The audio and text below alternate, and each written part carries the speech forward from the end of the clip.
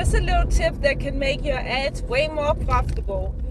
You can have an upsell and make it something that is significantly more expensive than the first thing that they were originally buying.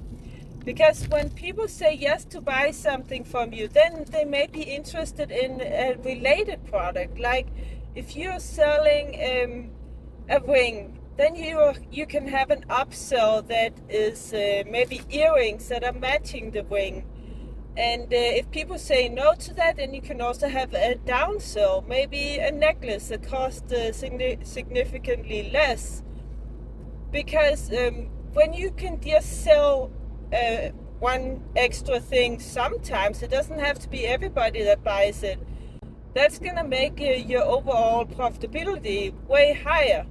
And when they say yes to buying something from you one time, then they're probably also gonna be more interested in buying related items.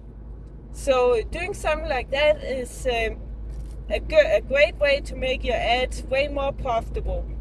Comment below if you have any questions, give me a like if you like it, and follow for more. Take care.